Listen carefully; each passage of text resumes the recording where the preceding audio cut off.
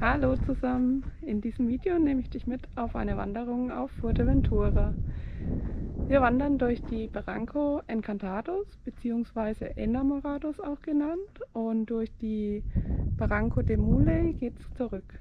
Ich wünsche dir viel Spaß beim Anschauen vom Video.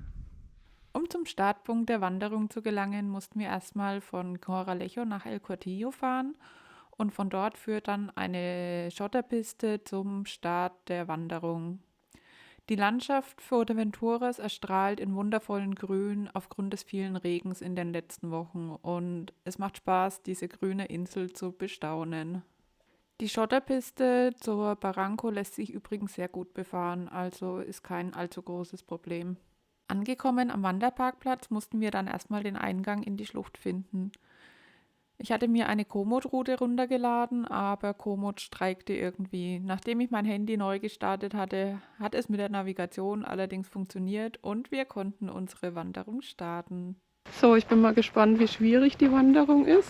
Auf Komoot wird es als alpiner Weg ausgewiesen. Was? Als alpiner Weg? Alpiner Weg?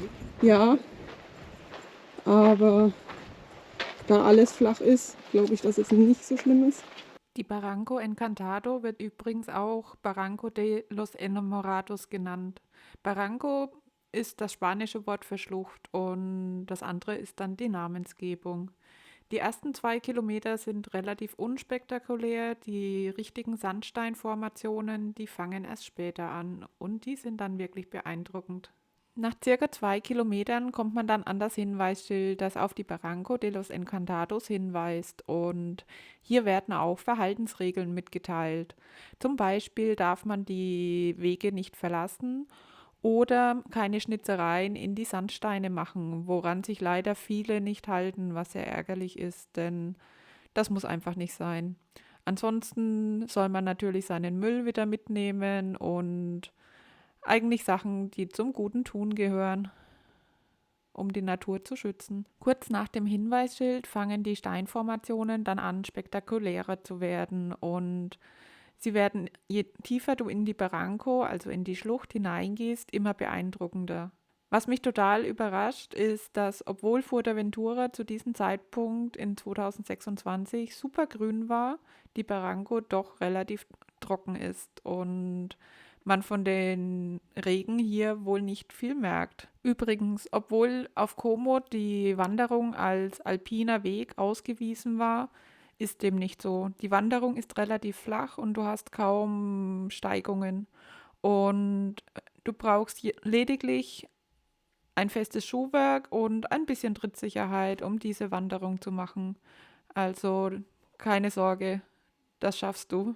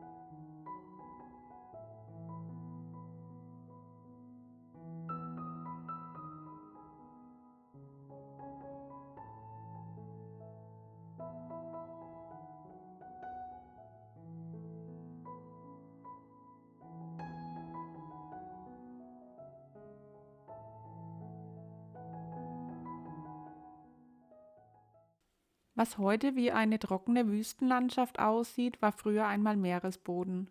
Vor Tausenden von Jahren zog sich das Meer zurück und hinterließ Sand, der mit der Zeit zu Stein wurde. Wind und Wasser formten daraus diese unglaubliche Kulisse, fast wie ein natürliches Labyrinth. Wenn du hier durchläufst, hast du das Gefühl, als würdest du durch eine andere Zeit wandern. Die Formen um dich herum wirken lebendig.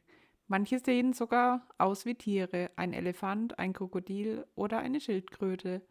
Und je nachdem, wie das Licht einfällt, verändert sich die Farbe der Landschaft, mal warm golden, mal fast weiß. Doch dieser Ort ist nicht nur geologisch faszinierend, sondern trägt er auch eine Geschichte in sich. Barranco de los Enamorados bedeutet auf Deutsch die Schlucht der Liebenden. Man erzählt sich, dass zwei junge Liebende hier Zuflucht suchten. Ihre Familien waren gegen ihre Beziehung, also versteckten sie sich in einer Höhle im Vulkan. Hier fernab von allem lebten sie glücklich, bis eines Tages der Vulkan ausbrach. Die Lava begrub sie unter sich und seitdem hört man manchmal ein leises Seufzen, als würde der Vulkan selbst um die verlorene Liebe trauern. Vielleicht ist es nur der Wind, der durch die Schlucht zieht, oder vielleicht steckt auch ein kleines bisschen Magie in diesem Ort. Für mich fühlte sich die Barranco de los Encantados genauso an, wie ein verzauberter Canyon, der Geschichten erzählt, wenn man bereit ist, ihnen zuzuhören.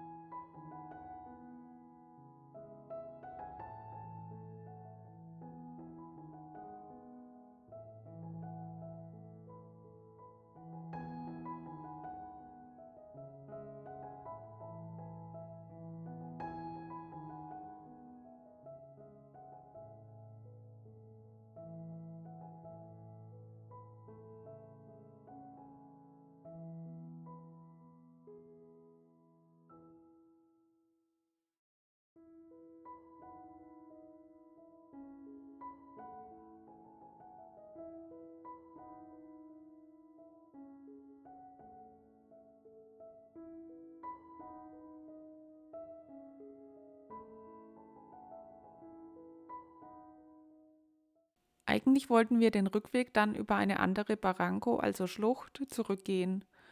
Und ich hatte mir die Komotour dafür heruntergeladen. Als wir jedoch oben am Canyon standen, war die Wegführung nicht sicher. Und da die offiziellen Wege nicht verlassen werden durften, haben wir uns entschieden, den gleichen Weg zurückzunehmen. So, das war meine Wanderung von der Barranco Encantado bzw. Enamorados auf Fuerteventura. Ich hoffe, die Wanderung hat dir gefallen. Wenn ja, gib mir gerne eine